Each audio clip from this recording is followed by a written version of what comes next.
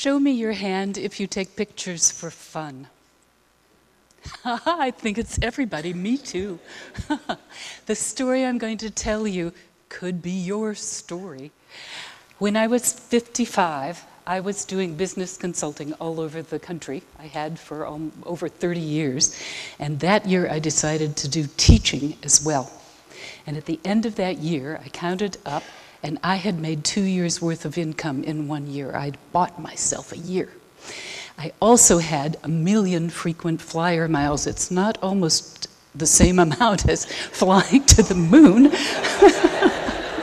But I could go almost anywhere for free.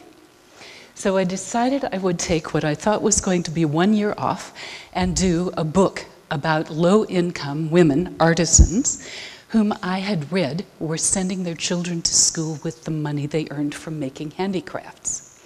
I invited a friend to come with me, never mind that she wasn't a professional photographer either. Neither was I. Some people might say this was a harebrained scheme, don't you think? But I'll show you what happened.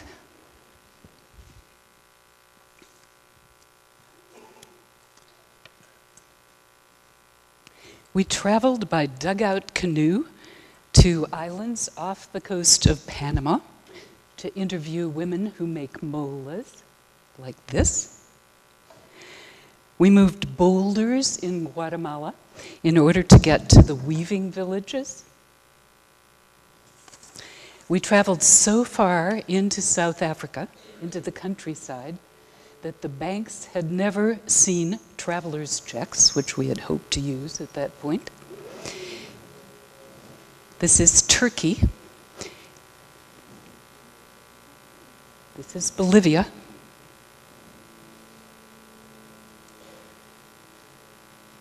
In India, we hid on the floor of the jeep as we went up against the Pakistani border through the military checkpoints to interview mirror embroiderers.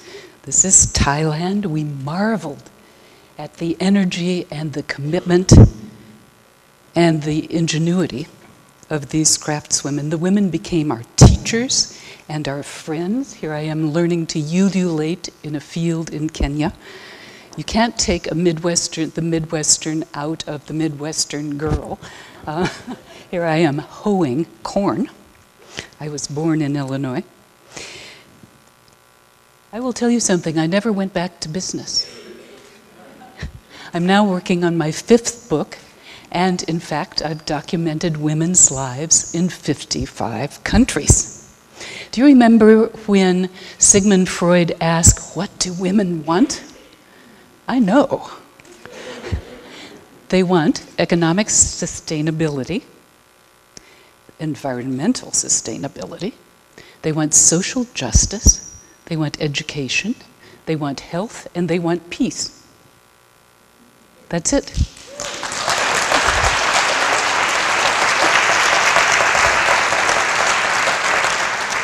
They not only yearn for those things, they are working tirelessly to get them. And I'm going to show you 3 instances in which I saw them making progress. In Orissa, India, rural people go by train to the cities looking for jobs. Often, they don't find them. Sometimes they can no longer afford to feed their children, so they have to abandon them. And the result is that girls like Rama are destined for molestation and disease and drugs and prostitution. A teacher named Inderjeet Khurana went to the train platforms one morning with chalkboards and began teaching the children right there in the train stations when they arrived. The first morning she taught 11 children. She did that once a week at first, and suddenly she was teaching 114 children every day. Today there are 12 train platform schools. You can see little clusters of children like this under the trees at the end of the platform. The children learn the 3 R's in 3 languages as the trains zoom right past. This is Zimbabwe. Traditional healers tell men there who are HIV positive that they will be cured if they have sex with virgins like these. A teacher, Betty McConey, founded the Girl Child Network, which currently has 30,000 members, all little girls ages 6 to 16. They have made child rape a national issue. The girls write poems about their experiences and perform them in public meetings, and instantly their communities are mobilized to action. The girls celebrate their successes. In Brazil, Rita Conceição runs an after-school program for little girls who grew up in the favelas, in the shanty towns. They usually grow up to be able to do only house cleaning or to be prostitutes. Rita's program provides academics, and they teach classical ballet, which helps the girls learn discipline, which they need to study. Math students, when I was there, were putting on a fashion show. This is the minus sign model. And the big news was that Daza had just been accepted to university. I call women like that women who light the dark. I have met women who light the dark all over the world. So fasten your seatbelts. I'm going to take you on a whirlwind tour with me. I had never put all of the photographs I've taken in the last 15 years or so in one place before. But I suddenly realized that they will show you exactly what faces women and their families virtually everywhere. So here we go. In every country, the poorest of the poor are women. The United Nations estimates that half of the world's families are supported by women. Some still are doing traditional work, crafts, for example, in Morocco, Czech Republic, Nepal, Peru. Women still farm in Kenya, in India, in Indonesia, in Morocco, and Vietnam. Women fish in India and in China, and they raise animals in Morocco. But increasingly, women everywhere are beginning to learn how to do jobs that pay more. For example, in Nepal, women are training as trekking guides. They're learning how to be taxi cab drivers and hairdressers. In Nicaragua, women are learning how to do the construction trades. A chef in China, a nursery owner in Ecuador, illiterate women in India learning how to be solar engineers so they can bring light to their dark villages. Women's work means that their families can eat. Zimbabwe, French West Indies, Ireland, Cameroon, Turkey, Kenya, the United States. Let's talk about literacy. Nearly 1 billion people can't read, and 2/3 of those are women and girls. But more girls are going to school in Cuba, Kenya, Zimbabwe, where they can barely afford school uniforms and many can't afford shoes. The global sex trade is a multi-billion-dollar industry. In Cambodia, when factories like this close because production is moving to China, 1,500 women may become susceptible to the sex traffickers. The United Nations estimates that 1 in every 3 women in the world is beaten. In Vietnam, storytelling is therapy for abused women. In the United States, women in wheelchairs who are particularly susceptible to attack learn how to do self-defense.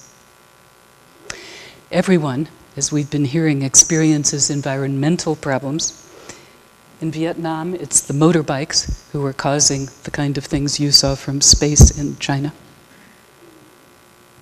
A huge problem for women is water. We've heard about water a lot today. Nepalese women may have enough water to do laundry, but in Africa, often there is not enough water. Water and getting water is the work of women and girls. They may walk as many as 7 hours a day out and back to get it. Leaves no time to go to school. In Kenya, women's groups get water. This is also true in India, where the girls get water instead of going to school. In Kenya, the women sell water in order to raise enough money to pay back the drillers who drill on credit in order to give the communities water. This is a woman in Guatemala who's using an old bicycle as a water pump. Let's look at health issues. Half the people living with HIV/AIDS in the world are women. A woman doctor in Cambodia runs a mobile clinic, and she teaches prevention. Grandmothers in Swaziland run a nursery, a seedling nursery, and then plant a community garden in order to feed the AIDS orphans whom they're taking care of. In South Africa, the grandmothers are taking care of AIDS orphans by sharing the responsibility for running a daycare center. Cameroon Medical Women's Association teach the traditional healers that they cannot cure AIDS like this. They've also taught nutrition to women who are living with AIDS, as this woman is, and taught new mothers how to avoid it. This indigenous nurse teaches AIDS prevention in Ecuador. But AIDS is not the only issue that women are tackling. Women with disabilities from 30 countries come to Eugene, Oregon in order to learn leadership. Disabled women in Cameroon get job training from community health workers. In Kenya, little girls dance when sanitary napkins are distributed at school, otherwise they wouldn't have any. At the train platform schools that we looked at earlier, Saturday is hygiene day. The children are taught to take baths in the drinking fountain on the train platform. A lot of little streakers on Saturday morning that day. And a doctor comes once a week to be sure that they're healthy. In Senegal, grandmothers convince villagers to stop female genital mutilation so that their daughters won't die in childbirth. In the US, raging grannies demonstrate on behalf of healthcare reform. This Senegalese woman, by the way, told me she was 130 because she never eats anything with preservatives. Let's look at human rights. Lesbians in Argentina do street theater to reduce discrimination. This play is called The Seven Patriarchal Commandments. Filipino women who were sex slaves during World War II have sued Japan for reparations, acknowledgement, and a place in the history books. They are determined this will never happen again. Even though they may be poor, women's spiritual lives are very rich. A Nepalese shaman conducts a ceremony in the United States. A healer in Ecuador does a birth ritual. Syria, Brazil, Bolivia, Portugal, United Arab Emirates, a baptism in Kenya, Spain, Bolivia. This is Bolivia. Iran. What else is universally important to women? Their families. Their sons, for example, in Cameroon, India, Italy, Spain, Guatemala, Ecuador, in the US. Their husbands. This man is in Swaziland, Cameroon, Italy, China. I ask you, how could you not fall in love with guys like that? So here they are falling in love in Cuba, Portugal, a wedding in Laos, another wedding in Cuba. Universally, mothers hope that their daughters will have better lives than they have had. So I'm going to end with a kind of meditation on little girls. May their futures be bright. Swaziland,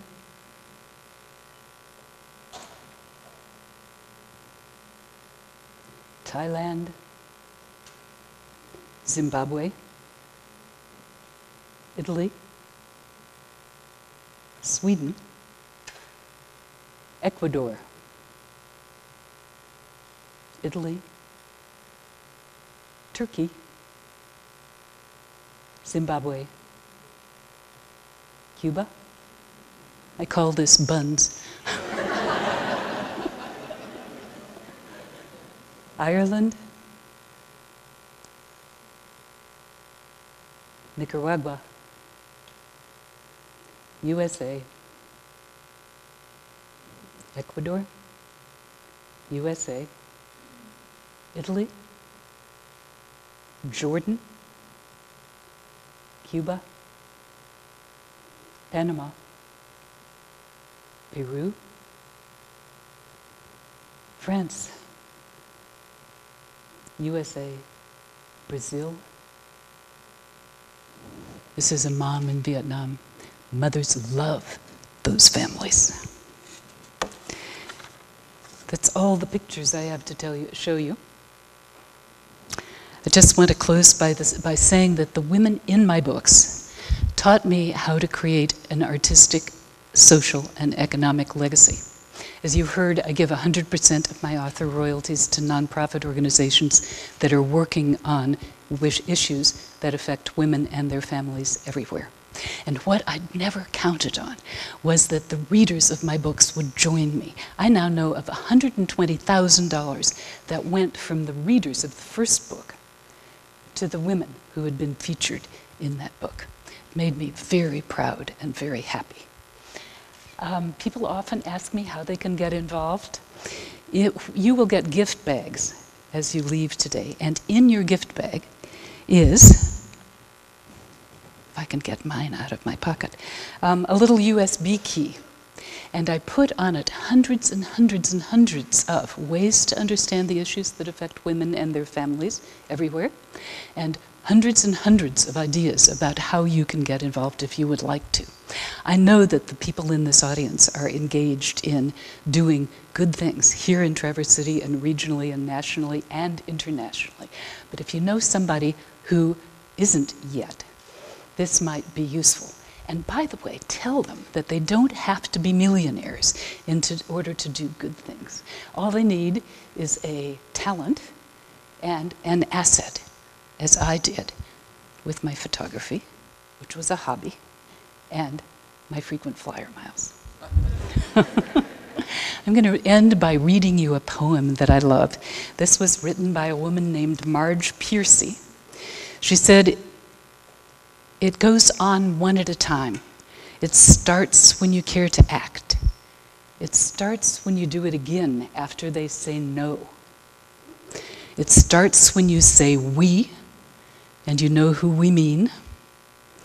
And every day, you mean one more." I am absolutely convinced that it will take all of us, working together to create hope and possibility for this world. So I thank you for inviting me here, and I salute you on the good work that you are already doing.